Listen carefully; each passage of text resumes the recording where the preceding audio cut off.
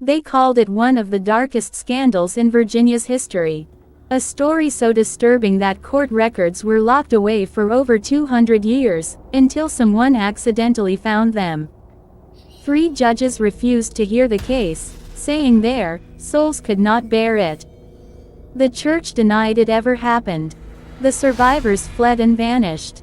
But the truth, it refused to stay buried. This is the tale of the Caldwell family, and of a young girl raised for a purpose so sinister, it's hard to believe it's real. Before we begin, this channel brings you the most unsettling true stories from America's past. If you're new here, hit subscribe, tap the bell, and let me know in the comments, what state are you listening from?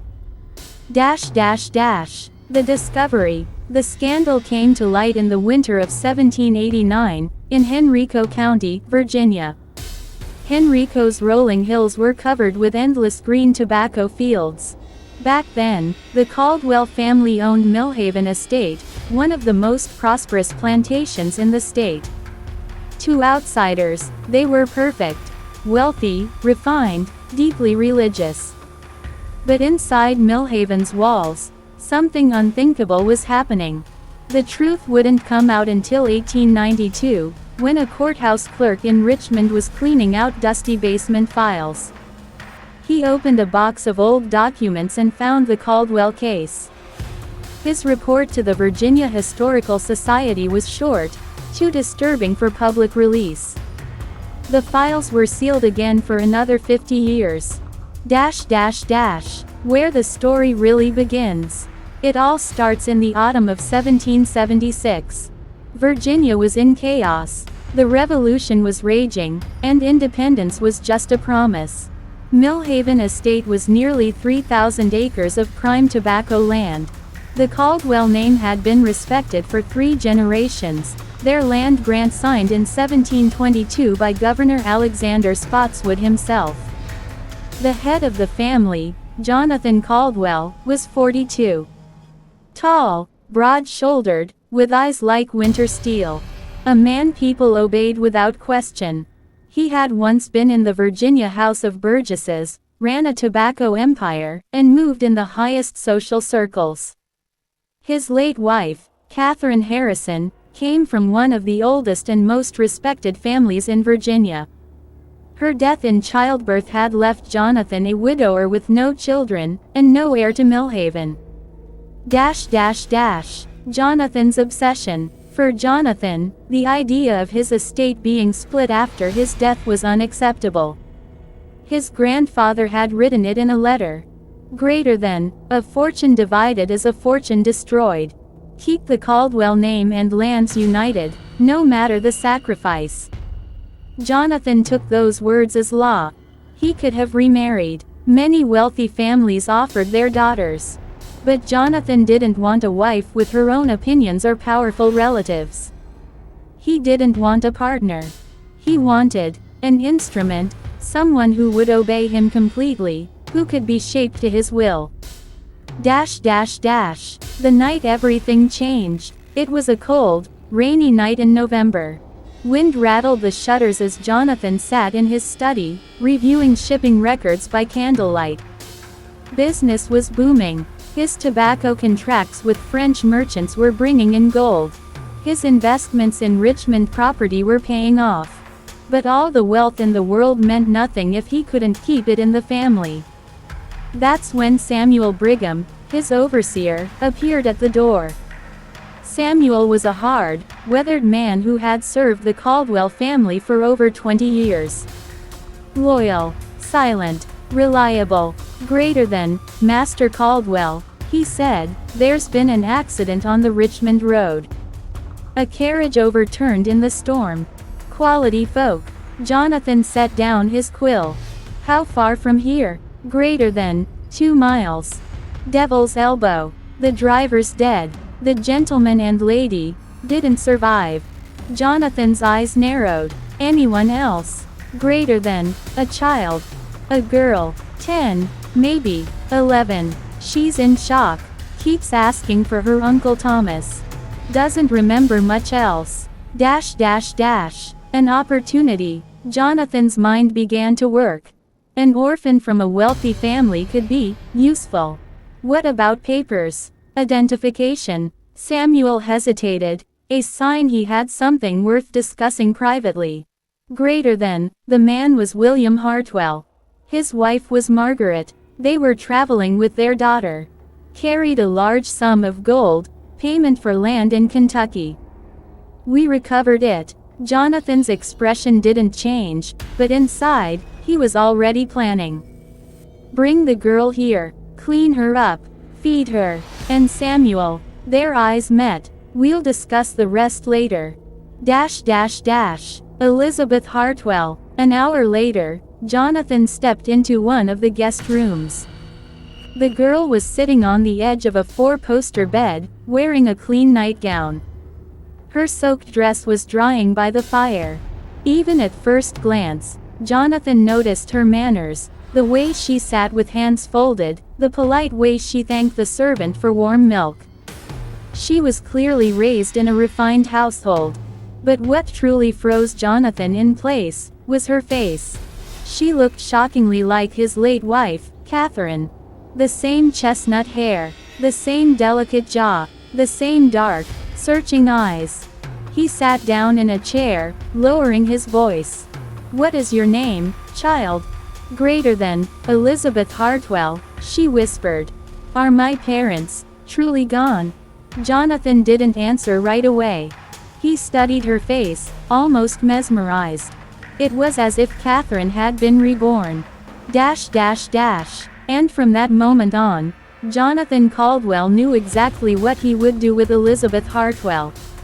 Next time, in part 2, you'll see how Jonathan's plan for Elizabeth took shape, and why it would haunt Virginia for generations. If you want, I can go straight into part 2 next so your story flows without a break. Do you want me to continue the same tone? The Caldwell Family's Forbidden Secret, Part 2. True American Horror Series. Hook.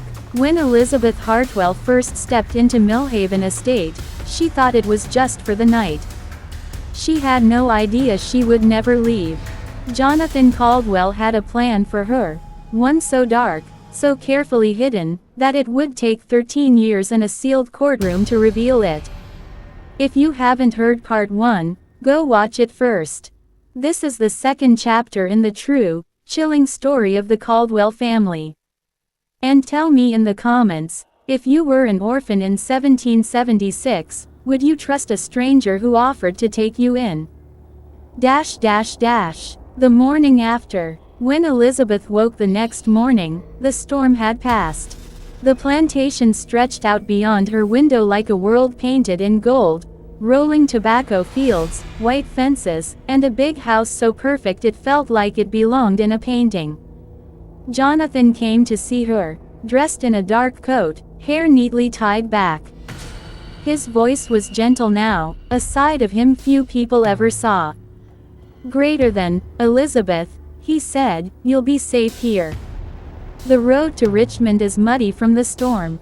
We'll send word to your relatives when we can. She nodded, still pale from the accident. Her memories of the night before were a blur. The crash, the cold rain, her parents' still faces in the mud. Jonathan didn't mention them. Not yet. A house with secrets. Millhaven was enormous. Elizabeth was given her own room, the same one that had belonged to Jonathan's grandmother. Servants came and went quietly, speaking in low voices whenever Jonathan was nearby. But Elizabeth began to notice strange things. Doors that were always locked. Servants who avoided certain hallways. And in the evenings, Jonathan would sit with her in the library, asking her questions that felt rehearsed. Greater than, what books do you enjoy? Can you read French? Do you know any hymns? It was as if he was studying her, making notes in his mind. The overseer's warning. One evening, when Jonathan was away on business, Samuel Brigham brought Elizabeth a tray of supper. He didn't usually talk much, but that night he lingered. Greater than, you keep quiet, girl, he said softly, glancing toward the door. Master Caldwell's got plans. He always does. Just don't ask too many questions. Elizabeth's brow furrowed. Plans? Greater than, it's not my place to say. And with that, he left. She didn't understand what he meant, but the unease in his voice stayed with her. Jonathan's proposal. A week later, Jonathan told Elizabeth something that confused her even more. Greater than, I've sent word to your relatives, he said. No one's responded. Until they do, you'll remain here. As my ward. A ward. She had heard the word before. It meant someone was responsible for her, like a guardian. Greater than, you'll be schooled here, he continued. Trained in proper conduct. In time, you will take on an important role in this household. It sounded kind, almost noble. But Jonathan's eyes were too focused, his tone too measured. This wasn't charity. It was investment. Lessons begin. From that day on, Elizabeth's life at Millhaven became a strict routine. Mornings were for lessons, reading, writing, French, and music. Afternoons were for learning household management, accounting, staff supervision, even plantation business. Jonathan personally oversaw her progress. If she made a mistake, he corrected her sharply, but if she excelled, he rewarded her with rare praise. Greater than, you have the mind of a Caldwell, he told her one evening. Sharp, disciplined, capable. That's rare in a young lady. The words made her proud, but also uneasy. Why was he comparing her to his family?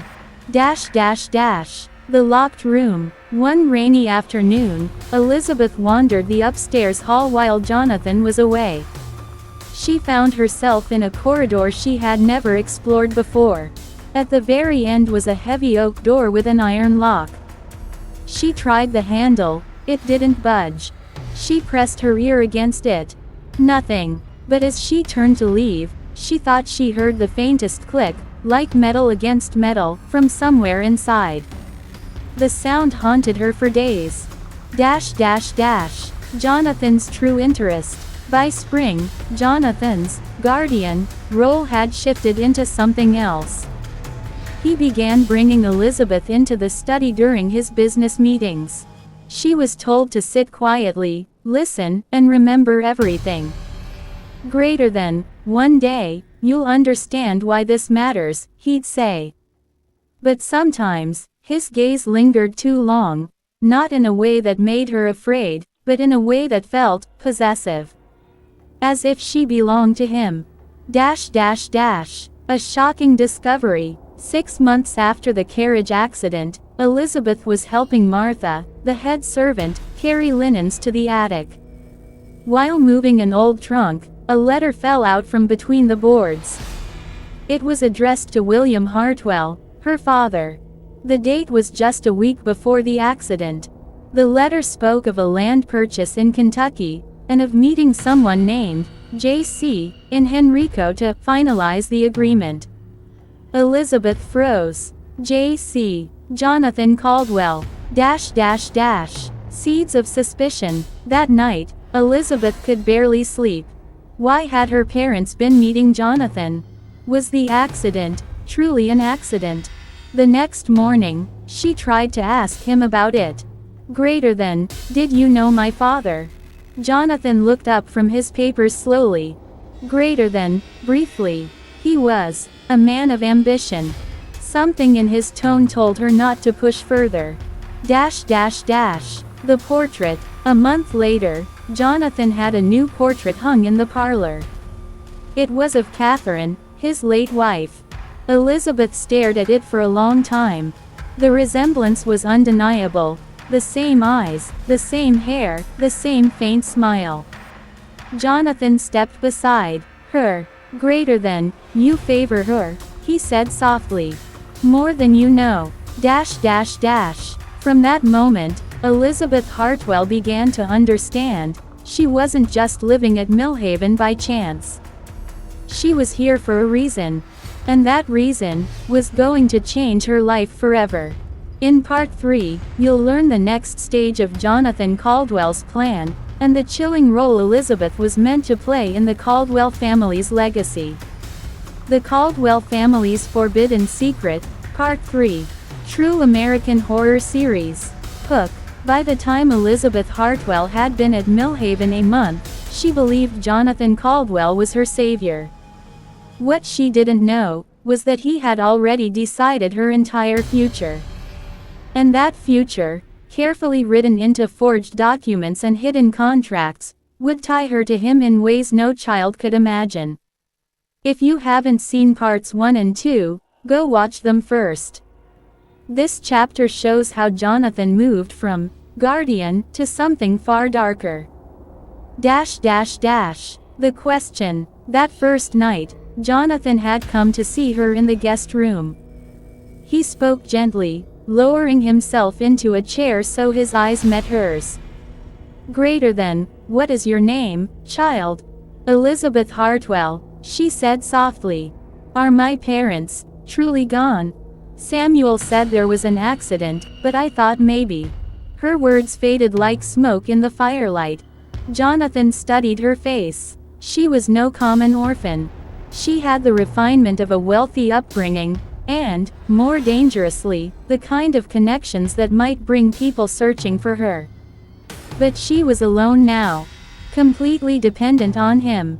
"Greater than, I'm afraid so, my dear," he said, taking her hand as if to comfort her. "You're safe now. Tomorrow, we'll try to reach this Uncle Thomas you spoke of. We'll see you're properly cared for." Those words sounded kind, but Jonathan's mind was already working on something much colder. The wine cellar meeting. That night, after Elizabeth fell asleep, Jonathan met Samuel Brigham in the estate's wine cellar, a place chosen for its thick stone walls and privacy. They spoke in low tones. By the time Jonathan returned to his study, the first inquiry letter to Elizabeth's relatives was sitting on his desk. It would never be sent. Researching the Hartwells. Over the next weeks, Jonathan quietly investigated. He learned that Elizabeth's parents had been traveling west to meet family near the Kentucky border, relatives so remote it could take months for a letter to reach them. The Hartwells themselves were newcomers to Virginia, having moved from Maryland only 5 years earlier. Their Norfolk shipping business was small but successful. Their social circle here was limited. Jonathan realized the truth. If Elizabeth vanished into Millhaven, no one in Henrico County would notice. The perfect story. Within a month, Jonathan had created an official-looking but completely false narrative. He forged documents claiming Elizabeth's Uncle Thomas had died of fever in the Kentucky wilderness just weeks before her parents' accident. This explained why no one had contacted her, and made Jonathan, as her only connection in Virginia society, the perfect guardian. He presented the papers to the county clerk, who barely looked at them. Jonathan Caldwell's reputation as a Christian gentleman carried more weight than any evidence. Elizabeth was now legally his ward. Life as a daughter. Elizabeth's grief made her cling to the safety Jonathan seemed to offer. He treated her well, hired a tutor, Miss Adelaide Fenwick, and gave her fine clothes, books, and the kind of education expected for a young lady of status. But Jonathan's kindness was strategic. Every lesson, every rule, every piece of etiquette Miss Fenwick taught was part of a slow shaping process. A trip to Richmond. In the winter of 1778, Jonathan made a trip to Richmond. He visited the law offices of Cornelius Vance, a man known for serving Virginia's elite without ever asking uncomfortable questions. There, Jonathan set 2 plans in motion. Plan 1. Adoption. The first was simple on the surface. Jonathan had Vance draft adoption papers, making Elizabeth legally his daughter. This meant she could inherit Millhaven if he died without other heirs. To outsiders, it looked like generosity, a childless widower securing the future of an orphan. But Jonathan was already thinking far beyond adoption. Plan 2. The strange marriage contract. The second plan was far more disturbing. Vance prepared a marriage contract. On paper, it looked ordinary, but it left one crucial detail blank: the bride's name. The contract described a young woman of good breeding and education, to be determined at a future date. The timing was vague. The identity was vague. Jonathan kept the contract hidden. One day, when Elizabeth was no longer a child, he planned to fill in her name. Vance's discretion. Cornelius Vance didn't question the request. His business depended on discretion. He signed and sealed both documents, handing them over without a word. Jonathan left Richmond with everything he needed: papers that made Elizabeth his legal daughter now, and his future bride later. Shaping the future. Back at Millhaven, life for Elizabeth settled into routine. Jonathan encouraged her studies, praised her discipline, and slowly introduced her to the business side of the estate. She learned to read ledgers, manage servants, and keep accounts, skills unusual for a girl her age, but ones Jonathan insisted upon. Greater than, "You'll thank me one day," he told her. The hidden drawer. Jonathan kept all the forged documents, the fake death notice for Uncle Thomas, the adoption papers, the unsigned marriage contract, in a locked drawer of his desk. No one in the household knew the full truth. Not even Samuel. Elizabeth's innocence. At 12 years old, Elizabeth still saw Jonathan as her protector. She didn't notice the way he studied her with quiet intensity. She didn't realize he was shaping her to fit a role only he understood. If she had, she might have run. But Jonathan Caldwell was patient. His plan wasn't for next year, it was for years to come. And by the time Elizabeth understood, it would already be too late. In Part 4, you'll see how Jonathan began to test Elizabeth's loyalty, and the chilling first sign that his bond with her was far from fatherly. If you want, I can start writing Part 4 right now so we keep the pacing and tension consistent. Do you want me to go ahead with it? Part 4. The wedding no one spoke of. Elizabeth Caldwell had been taught since childhood that every decision in life must serve the family. Now, at 16, she was about to learn just how far Jonathan Caldwell would go to protect the name and the land. To the outside world, Jonathan was a proud, devoted father, guiding his adopted daughter toward a secure future. To Elizabeth, he was more than a guardian, he was the center of her world. For years, he had shaped her life with care, giving her the finest tutors and shielding her from anyone who might lead her astray. She learned French from a private instructor, Latin from the minister, mathematics from Miss Fenwick, and the delicate art of running a plantation by watching Martha, the housekeeper, at work. But those were only the lessons people could see. The other lessons were quieter, buried in conversation and scripture. Jonathan spoke often of loyalty, how family bonds mattered more than any law or custom. He told her of ancient patriarchs who took unusual steps to preserve their bloodlines, of Caldwell ancestors who had sacrificed comfort, even happiness, to keep the estate from falling into the wrong hands. And he told her something else: she was not simply his adopted daughter. She was the key to saving Millhaven. By 1782, Elizabeth had grown into a young woman whose beauty and intelligence turned heads, even if few ever saw her. Jonathan kept her isolated from young men her own age. He reminded her that her destiny was not to follow her own desires but to carry on the Caldwell name. It was in the spring of 1784 that Jonathan revealed the plan.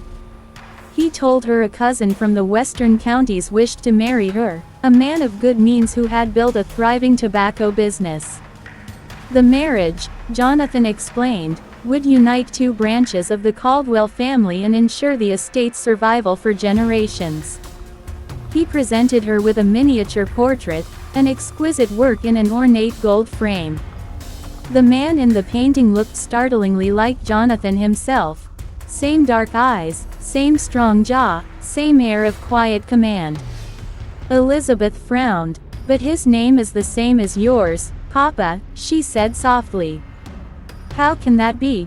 Jonathan smiled as if explaining something perfectly reasonable. "Many families," he said, "named children after the same ancestor. This cousin had been named for a long-dead Caldwell patriarch. The arrangement," he continued, "would benefit them all. The cousin would gain entry into Virginia's elite society, and Elizabeth would secure Millhaven's future." Elizabeth hesitated. "But I would be leaving you." Jonathan's eyes softened, but his words were calculated. "Not leaving, my dear. Expanding our family. The arrangement will keep you closer than you think." From that moment, the wedding preparations began. But they were strange. Plantation weddings were usually grand affairs. Hundreds of guests, days of celebration, feasts and dancing. Elizabeth's would be small and private. Jonathan told her it was for practical reasons. Travel was still unsafe after the war, and the groom's family preferred a simple ceremony. Besides, her orphan status, he claimed, made an extravagant celebration inappropriate. At first, Elizabeth accepted these explanations. But as the summer passed into autumn, small details began to trouble her. She never saw the invitations Jonathan claimed to have sent. No letters of acceptance or regret arrived for her to read. When she asked, Jonathan said all responses were going through his lawyer in Richmond to spare her unnecessary bother. She requested to write to her intended husband. Jonathan refused gently, saying the man was away on business in the Western Territories and wished to maintain the formality of minimal contact before marriage. "It is a mark of respect," Jonathan assured her, "and a sign of his seriousness." Then, in September, Cornelius Vance arrived from Richmond. The lawyer stepped out of a hired carriage, arms full of leather portfolios and mahogany cases. He set them in Jonathan's study and began laying out documents, marriage settlement papers, inheritance agreements, property transfers. Elizabeth was told to sign them. She sat at the desk, reading as carefully as she could, but the legal language was dense and the handwriting cramped. When she asked questions, Jonathan and Vance assured her everything was in order. "These papers," Vance said smoothly, "protect your rights and guarantee your comfort. You have nothing to fear." Jonathan's hand rested lightly on her shoulder. "We have planned this for years, Elizabeth. All is as it should be." The room was warm, the smell of ink and wax heavy in the air. Outside, the late summer light was already fading. Elizabeth held the pen, feeling its weight, but something inside her whispered that she was signing away more than property. Still, she signed. Jonathan's eyes glimmered with quiet satisfaction. In the weeks that followed, Elizabeth noticed other oddities. Martha, usually a fountain of kitchen gossip, became unusually tight-lipped whenever the wedding was mentioned. The seamstress who came to fit Elizabeth's gown seemed nervous, working quickly and avoiding eye contact. Even the air in Millhaven felt different, still, heavy, as if the house itself was holding its breath. By early October, the leaves on the oaks turned red and gold. The wedding day drew near, and yet, no groom had arrived. Jonathan assured her that he would come. "He will be here when the time is right," he said, in that calm voice that allowed no argument. One evening, unable to sleep, Elizabeth walked quietly to Jonathan's study. A thin strip of light glowed beneath the door. She pressed her ear against the wood and heard his voice, low, steady, speaking to someone she could not hear. "All is in place," Jonathan said. "She is ready. There will be no objections." A pause. Then his voice again, quieter still. "Yes. Soon." Elizabeth's skin prickled. She stepped back from the door, her heart pounding. She told herself it was nothing, that she was imagining threats where none existed. But deep down, she knew something was wrong. The feeling only grew stronger when, the next morning, Jonathan announced the wedding date. It would take place in less than a fortnight. In the drawing room, Jonathan stood by the window, looking out over the land that had belonged to the Caldwells for generations. "You understand, my dear," he said, "this is for the good of us all." Elizabeth nodded slowly. She had been raised to believe those words. But for the first time, she wasn't sure she did. If you want, I can now prepare part 5 so it picks up with the eerie private wedding and the first truly unsettling events, when Elizabeth begins to see exactly who her groom really is. That's when the horror element will start pushing to the surface. Do you want me to move straight into that? Part 5. The ceremony at Millhaven. The day of the wedding dawned under a sky the color of old pewter. A low mist clung to the fields, curling around the bare branches of the orchard like spectral fingers. Millhaven's chimneys sent up thin streams of smoke that seemed to vanish into the damp air before reaching the gray heavens. Elizabeth awoke in her chamber to the sound of Martha moving about quietly, laying out her bridal gown on the tall mahogany screen. It was a beautiful dress of cream silk and delicate lace, sent from Richmond months before, though she had never been told exactly who had chosen it. Martha's hands trembled slightly as she smoothed the fabric, and Elizabeth noticed how the older woman's eyes darted toward the door, as if afraid of being overheard. "Do you think it will be a fine day?" Elizabeth asked, her voice barely above a whisper. Martha hesitated. "It will be, as the master intends," she replied, which was no answer at all.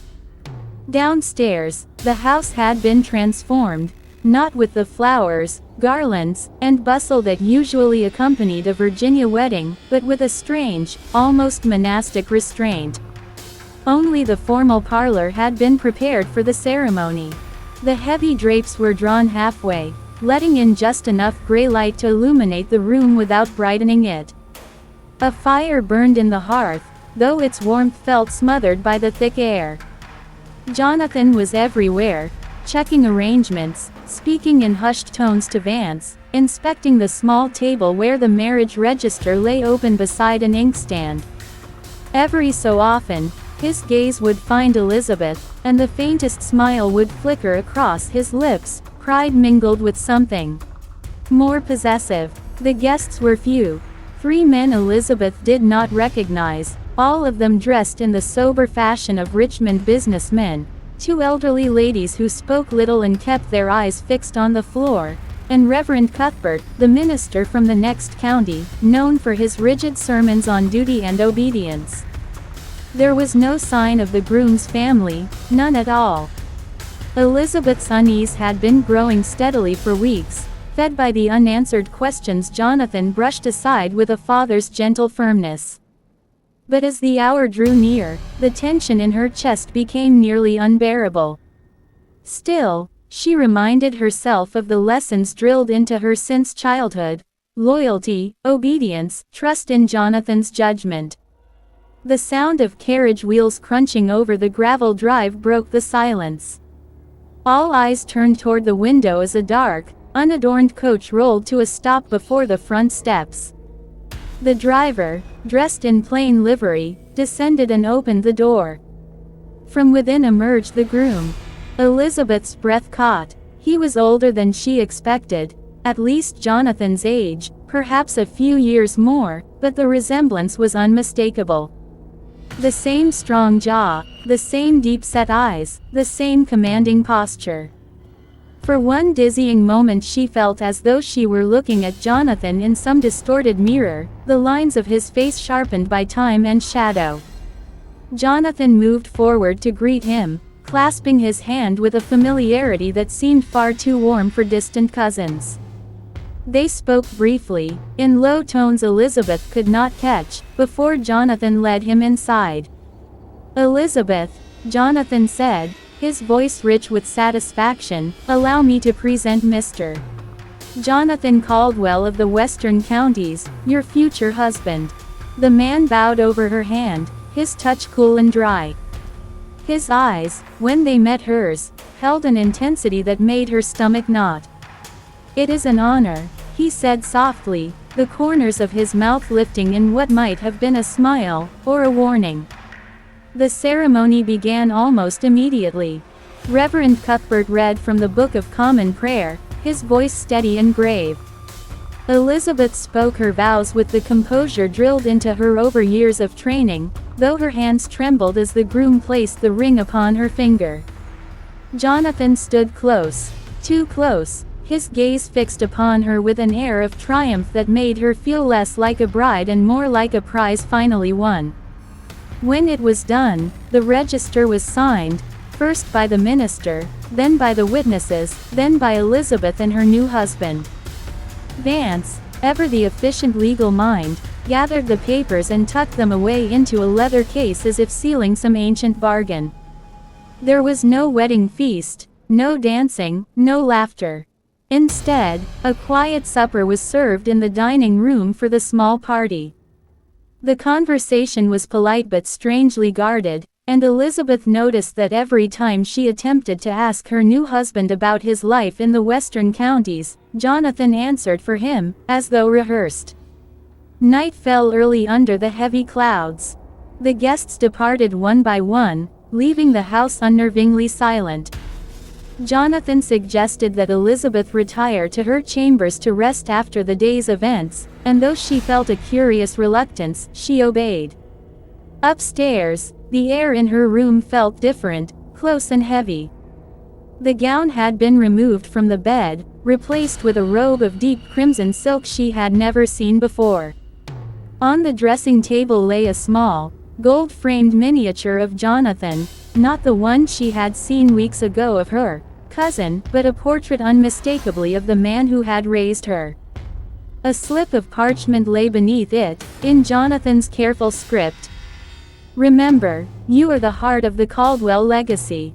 Elizabeth stared at the words until they blurred. Somewhere in the depths of the house, she thought she heard low voices, Jonathan's and another's, followed by the unmistakable sound of the study door locking. That night, long after the household had gone still, Elizabeth awoke to the faint creak of a floorboard outside her chamber door. She sat upright, heart pounding, listening to the silence that followed. A moment later, the door handle turned slowly, deliberately, but did not open. After several long seconds, the handle released, and soft footsteps retreated down the hall. Elizabeth lay awake until the first gray light of dawn touched the window, her mind racing with questions she could no longer ignore. Whatever arrangement Jonathan had made, whatever legacy he spoke of, she knew now with a certainty that chilled her to the bone, she was no longer merely part of his plan. She was the plan. If you want, I can make part 6 even more unsettling, starting to show cracks in Jonathan's control and bringing in hints of supernatural elements that have been quietly lurking in the background. This would set up the final arc perfectly. Part 6: The Locked Study. The morning after the wedding was eerily quiet. The heavy clouds still hung low, muting the light so the house seemed trapped in perpetual twilight. Elizabeth sat at her dressing table, brushing her hair with slow, distracted strokes, the events of the previous day replaying in her mind like fragments from a half-remembered dream. She had expected her new husband to knock upon her door at some point during the night. He had not. In fact, aside from his presence at the supper table, she had scarcely seen him since the ceremony. That absence did not bring relief, it only deepened her unease. Martha entered carrying a breakfast tray, setting it down with unusual haste. Her eyes avoided Elizabeth's. "Martha," Elizabeth said gently, "did you hear anyone in the hall last night?" The older woman froze for a fraction of a second before replying, "No, miss." Then, almost as an afterthought, she added, "It's best not to listen for things in this house after dark."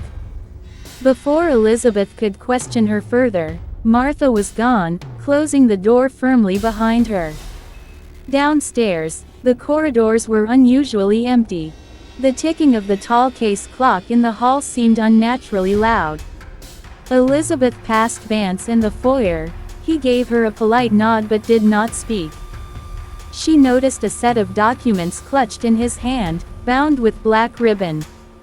He disappeared into the study without another word, and the sound of the lock clicking into place followed a moment later. That sound stirred something in her. The study, the one room in Millhaven she had never been allowed to enter, was always kept locked unless Jonathan himself was inside. Even as a child, she had been told it was a place for business matters, too serious for her eyes. But now she was mistress of this house. Or was she? She waited until the hall was empty again. The study door loomed before her, its brass handle gleaming dully in the dim light. She pressed her ear to the panel. At first, only silence.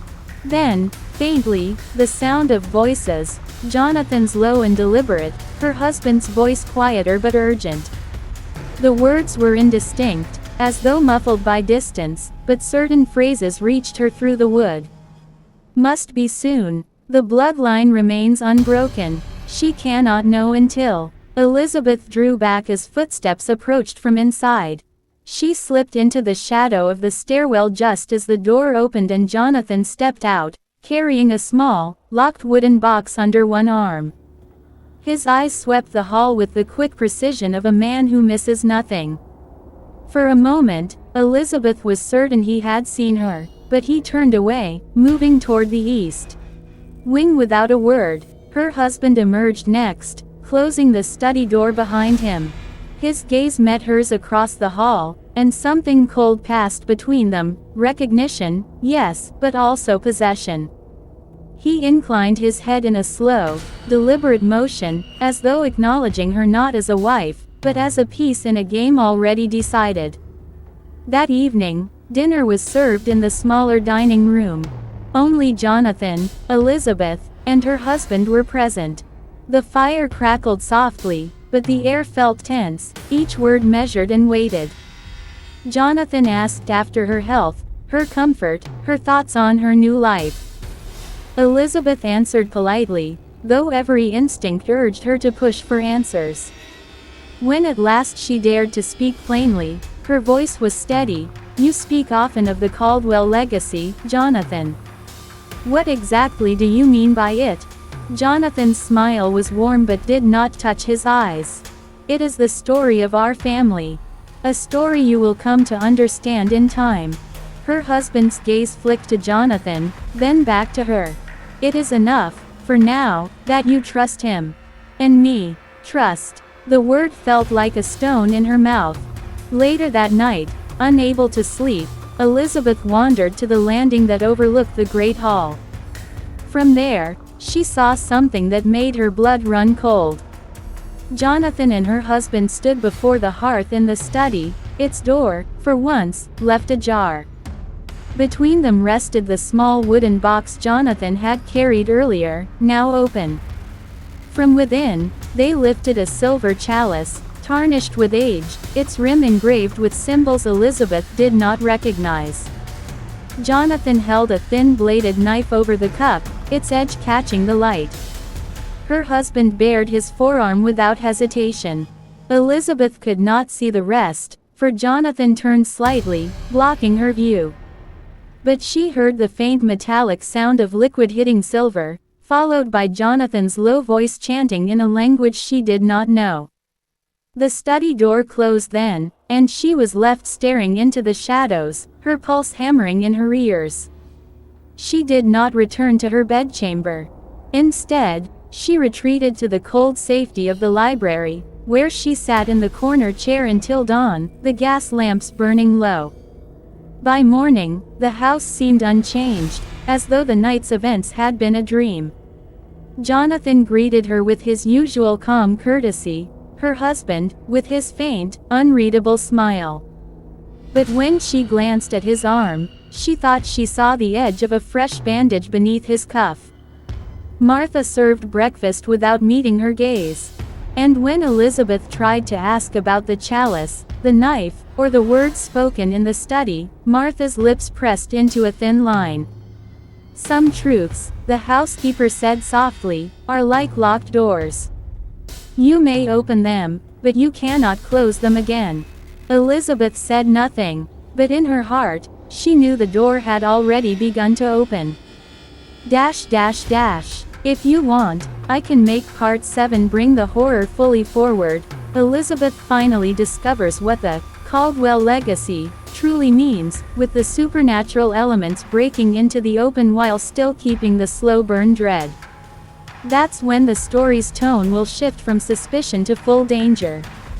Part 7: The Whispers in the Walls. The third night after the wedding brought rain, thick, wind-driven sheets that lashed against the windows with a sound like impatient fingernails. Millhaven's hallways seemed darker than usual, the sconces casting long, crooked shadows that swayed in time with the storm. Elizabeth had meant to spend the evening in her bedchamber, reading to keep her mind from circling back to the strange events she had witnessed. But by nightfall, she found the silence in her room unbearable. The fire would not catch, the air felt heavy, and every time she tried to settle, she thought she heard faint sounds in the walls, a low murmur, like voices speaking just beyond the edge of hearing. She told herself it was the wind. But when she pressed her ear to the wainscoting, the sound grew clearer, 2 voices, speaking in that same strange language she had overheard in the study.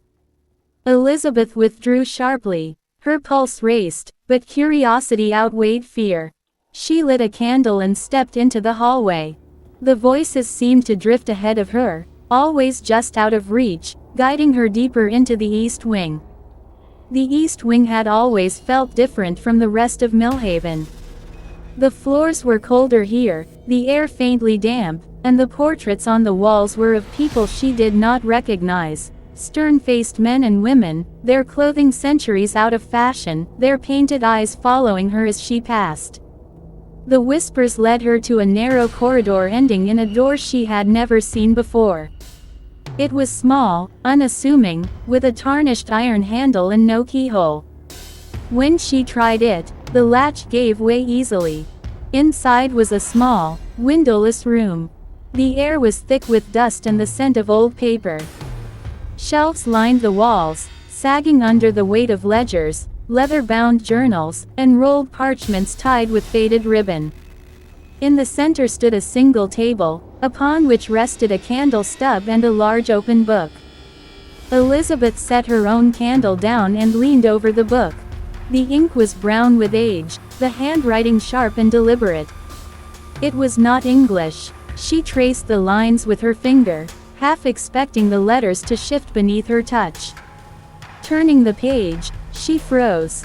There, drawn with unsettling precision, was the silver chalice she had seen in the study. Around it, strange runes curled like serpents, and beneath it, in smaller writing, was a list of names. She scanned down the column, and stopped when she saw her own. Her breath caught in her throat. The entry beside her name was dated 3 days prior, the day of the wedding. Before she could read further, the candlelight flickered, though there was no draft.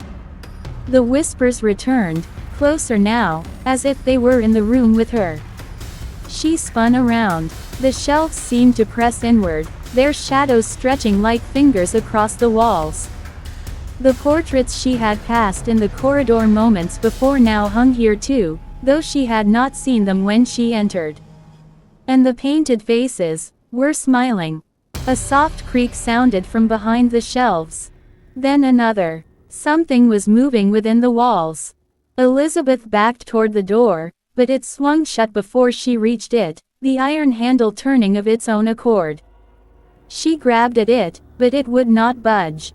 The whispers rose into a low chant. She could not understand the words, yet they stirred something deep inside her, a sickening pull, as though her very blood recognized them. Elizabeth. The voice was not part of the chant. It came from just behind her, close enough that she felt warm breath on the back of her neck. She spun around. No one was there. Her candle sputtered and died. Darkness swallowed the room. She pressed herself against the door, trying not to panic. The chanting grew louder, surrounding her, until it was all she could hear. Then, abruptly, it stopped. A moment later, the door opened by itself. She stumbled into the corridor, the light from her candle in the hall cutting into the dark behind her. When she glanced back, the little room was empty. No shelves, no table, no book. Just a blank stretch of wall. Shaking, she hurried back to her bedchamber and locked the door. She did not sleep. At breakfast the next morning, she tried to speak casually, though her hands trembled as she lifted her teacup. "There's a room in the east wing," she said. "A small one. I found it last night."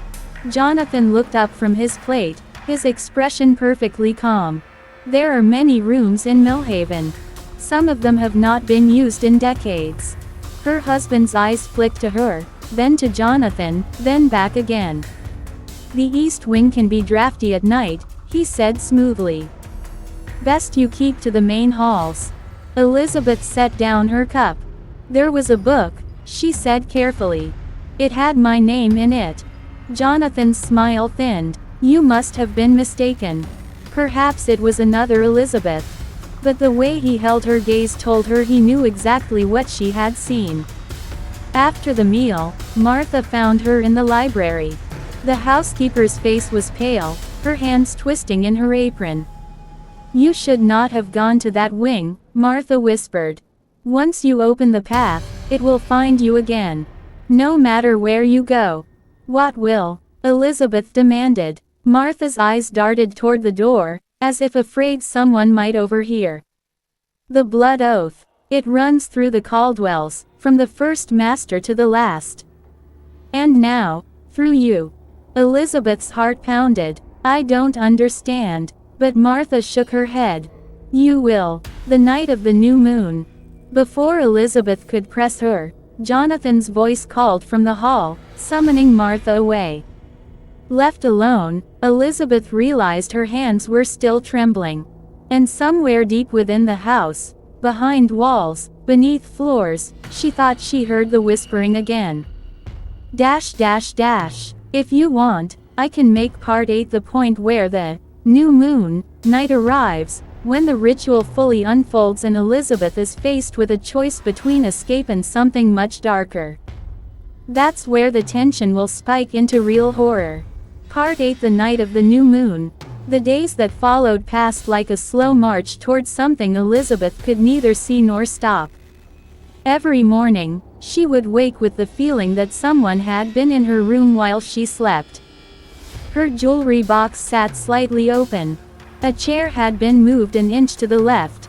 The curtains were drawn though she swore she had closed them. Jonathan avoided speaking of the east wing, though she caught him watching her when he thought she wouldn't notice. Martha, once brisk and steady, now seemed nervous, always listening for sounds in the distance, wringing her hands as if she carried some unbearable secret.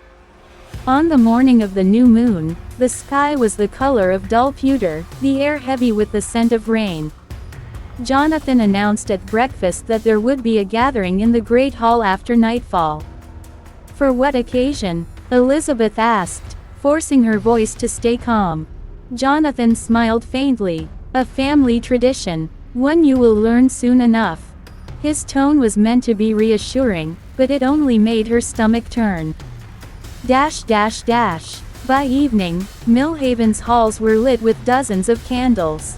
The flickering light gave the portraits on the walls a strange, almost living quality. Guests began to arrive, men and women in dark, formal clothing, many of whom Elizabeth had never seen before. They greeted her with polite nods, but their eyes lingered too long, studying her as though she were an object of curiosity rather than a person. The great hall had been transformed. A long table stood in the center, covered with a deep crimson cloth. Upon it rested a single object, the silver chalice from Jonathan's study. Around the chalice, smaller candles had been arranged in a perfect circle, their flames bending as though drawn toward the center. Elizabeth's pulse quickened. She remembered the illustration in the hidden book, the runes curling around the chalice, her own name written beside it. Jonathan approached her, his hand resting lightly on her arm. "Stay close to me," he murmured, leading her toward the table. She wanted to pull away, to run, but the guests had formed a ring around them, their dark eyes following her every step. Dash dash dash. The room fell silent. Jonathan lifted the chalice and held it high. "On this night," he said, his voice carrying with strange authority, "we renew the covenant of our blood. We honor the oath made by our forebears and sustained by each generation." A murmur of agreement rippled through the crowd. Elizabeth's breath caught when she saw Jonathan take a small silver knife from his coat pocket. He pricked his finger, letting a drop of blood fall into the chalice. One by one, the guests stepped forward, each repeating the act. The liquid inside darkened until it was nearly black. Then Jonathan turned to her. "It must be sealed," he said softly. "You are one of us now." Elizabeth shook her head. "I never agreed to this." "You agreed the moment you took my name," Jonathan replied. His voice was calm, but there was no softness in his eyes. "It is not a choice. It is an inheritance." The ring of onlookers seemed to press inward. The candle flames trembled. The air grew heavy, as though the walls themselves were holding their breath. Jonathan held out the knife. Elizabeth's mind raced. If she refused, what would they do? She glanced at the doorway, but two men now stood there, blocking any escape. Her hands were cold as she took the knife. She meant to drop it, to refuse, but the moment her fingers touched the hilt, something shifted inside her. A heat spread through her chest, the same sickening pull she had felt in the hidden room. Her hand trembled as she pricked her finger. A single drop of blood fell into the chalice. The black liquid swirled, as if alive, then settled into an unnatural stillness. The guests began to chant in the same language she had heard in the walls. The sound grew louder, vibrating through the floorboards, until Elizabeth felt it in her bones. Jonathan lifted the chalice to her lips. "Drink, and the bond will be sealed." She stared at the dark surface, which seemed to ripple as though something beneath was moving. Her heart pounded. Every instinct screamed at her to refuse, but when she looked around, there was no way out. She drank. Dash dash dash. The taste was metallic, bitter, and strangely sweet all at once. A cold shock raced through her body, followed by a warmth so intense it nearly stole her breath. Her vision blurred. She stumbled, gripping the table for support. The chanting grew faster, louder. The walls seemed to bend inward, the candle flames stretching high, casting shadows that twisted like living things. Jonathan's voice cut through the din. "It is done." The room erupted in a strange, almost joyous hum. The guests stepped back, bowing their heads. But Elizabeth barely heard them. Something was wrong. The warmth spreading through her chest was not fading, it was growing, winding up her throat, into her head. Images flashed behind her eyes. Faces she didn't know, places she had never been. A forest under a blood-red sky. A circle of stones older than any building she'd ever seen. A woman's voice whispering in her ear, her own voice, but speaking in that strange language. She gasped and staggered. Jonathan caught her before she fell, holding her upright. "It will pass," he murmured, though his grip on her arm was like iron. The guests began to disperse, melting back into the shadows of the hallways. Jonathan guided her toward the grand staircase, but as they passed the east wing corridor, she heard it again, the whispering in the walls, louder than ever. She stopped. "Do you hear that?" Jonathan's expression did not change. "You will hear many things now. Do not listen too closely." But she couldn't help it. The whispers called to her, threading through her thoughts, beckoning her toward the darkness beyond the corridor. That night, long after the candles were extinguished and the house had fallen silent, Elizabeth lay in bed, staring at the ceiling. Her body felt strange, as though the drink still moved in her veins. And then she realized she could hear the whispering clearly now, not muffled, not distant, but inside her own head. They were speaking her name. If you'd like, I can make part 9 the section where Elizabeth starts understanding the whispers, and they led her toward the truth about the blood oath, something even Jonathan might not have told her. That's where we can push it into a terrifying revelation. Part 9 The Voices in the Walls. Elizabeth did not sleep. The whispers had grown too clear, too insistent.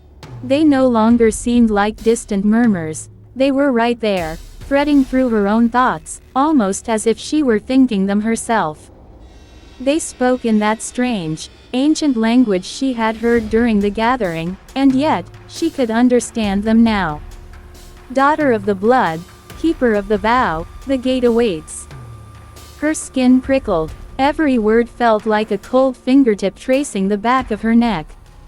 She pulled the covers around her, but it was useless. The voices were inside her head, and shutting her ears would do nothing. Sometime past midnight, she gave up trying to fight it. She rose from bed, her bare feet silent on the carpet, and opened the door. The house was still. No wind rattled the windows. No floorboard creaked. Yet the whispers grew louder, urging her forward. "East wing, east wing, east wing." Her breath came fast as she stepped into the corridor. The air here was colder, and the candle sconces on the walls were unlit. Shadows pooled in the corners like dark water. She moved slowly, feeling along the wall until she reached the locked double doors at the far end. Inside, the key is yours." Almost without thinking, Elizabeth reached for the locket Jonathan had given her on their wedding night. She had never been able to open it before, the clasp always refused to budge. But now, when she pressed her thumb against it, it clicked open. Inside was a small, tarnished key. Her pulse thundered in her ears as she slid the key into the lock. The mechanism turned with a reluctant groan. She pushed the doors open, and a smell of damp earth and old wood rushed out to meet her. The east wing had no carpets, only bare, warped floorboards. The walls were lined with dusty portraits, their subjects long dead, their eyes watching her with something more than curiosity. The voices grew excited now, overlapping, urgent. "Faster! The gate must see you." She followed the sound down a narrow hallway until she came to a heavy wooden door reinforced with black iron bands. Runes, like the ones she had seen in Jonathan's book, were carved into the frame. Her hand trembled as she pushed it open. The room beyond was circular, lit only by a single candle set on the floor. The walls were lined with shelves of strange objects. Jars filled with cloudy liquid, bones tied together with red string, stones engraved with symbols she didn't recognize. But it was the center of the room that made her breath catch. There, drawn on the wooden floor in some dark substance that might have been dried blood, was a perfect circle of symbols. At its heart stood an archway. Not a doorway, not a wall, but an arch made of stone so ancient it seemed to hum faintly, like it was alive. There was nothing behind the arch. just the room's far wall. And yet, as she stepped closer, the space inside the arch shimmered, as though it were filled with heat or smoke. The gate, the gate, the gate. The voices swelled until she had to clutch her head. Dash dash dash. Elizabeth. She spun around. Jonathan stood in the doorway, his face shadowed, his eyes fixed on her with a mixture of anger and something else, fear. "You shouldn't be here," he said quietly. "What is this?" she demanded, pointing at the archway. "What's on the other side?" He stepped into the room, his footsteps deliberately slow. "It is not a place for you to understand. Not yet." The voices hissed in her head. "Lies, lies, he hides the truth." Elizabeth's hands curled into fists. "You brought me into your covenant. You made me drink whatever that was. And now you tell me I'm not allowed to know why." Jonathan's jaw tightened. "I did what was necessary to keep this family's power alive. Without it, everything falls. The land, the house, even our lives." She glanced back at the archway. "This gate is the reason for all of this." Jonathan hesitated, then nodded once. "It is a passage, but it does not lead to anywhere you know. It is older than this house, older than this land. It was here before my ancestors found it, and they learned quickly that it demands something in return." Her stomach turned. "And that's what the blood oath is for?" He didn't answer. He didn't have to. Dash dash dash. The voices surged again, drowning out the sound of her own heartbeat. "Step through. Claim what is yours. The blood makes you worthy." Elizabeth shook her head as if to clear it. "What happens if I go through?" Jonathan's face darkened. "You won't come back the same. If you come back at all." He stepped toward her, hand outstretched. "Come away from here, now." But the shimmering inside the arch was calling to her, warm, golden, almost beautiful compared to the cold candlelight of the room. The moment she took a step toward it, Jonathan's calm shattered. "Elizabeth, stop. Dash dash dash." She hesitated, torn between the warning in his voice and the promise in the whispers. The air in the archway shimmered brighter, and for just a heartbeat, she thought she saw something on the other side, tall, twisted trees under a black sky, their branches moving like they were alive. Jonathan grabbed her arm, yanking her back. She stumbled into him, and the contact broke the pull for just a second. His voice was low, urgent. "If you go through, they will not let you return unless you give them more than blood. Do you understand?" Elizabeth's mouth was dry. What do they want? Jonathan's eyes flicked toward the archway, and when he spoke, his voice was almost a whisper. "Everything. Dash dash dash." The candle sputtered. Somewhere beyond the walls, the house groaned like an old ship in a storm. Elizabeth looked from Jonathan's pale face to the archway, still pulsing with that strange light. The voices were not whispering now, they were chanting her name over and over, faster and faster, until it was almost a roar. And then, as if some unseen wind had passed through, the shimmer inside the arch vanished, leaving only empty space. The silence was deafening. Jonathan released her arm. "It's closed. For now." But Elizabeth knew, deep down, that it wouldn't stay closed for long. The voices might be quiet now, but they had found her. And they weren't going to stop calling. Dash dash dash. If you want, I can make part 10 the final, terrifying conclusion, where the gate opens for real, the truth about the family's inheritance is revealed, and Elizabeth must decide whether to escape or embrace what's on the other side. That part would also let us tie the whole arc together. Part 10. The gate opens. For 3 nights, the voices stayed silent. Elizabeth almost convinced herself she had imagined it all, that the shimmering archway, the chanting, the strange hunger in the air had been nothing more than a dream born from fear. Jonathan spoke little, keeping himself locked away in the study. The east wing was once again sealed, the key taken from her. But on the fourth night, it began again. Dash dash dash. At first, just a whisper under her breathing, so soft it could have been the wind. Then louder, curling around her like smoke, filling the room. It is time, the moon is right, the gate must open. Elizabeth sat up in bed, heart pounding. She knew, without knowing how, that tonight the archway would not be empty. Tonight, it would be waiting. She slipped from bed, careful not to wake Jonathan beside her. The moment her feet touched the floor, the cold hit her. Not the ordinary chill of night, but a deep, bone-pulling cold that came from inside the house. It was coming from the east wing. Dash dash dash. The double doors were no longer locked. She stepped through, the air heavy with the smell of damp earth. The hallway was darker than before, the portraits on the walls almost swallowed by shadow, yet their eyes seemed brighter, sharper, following her as she passed.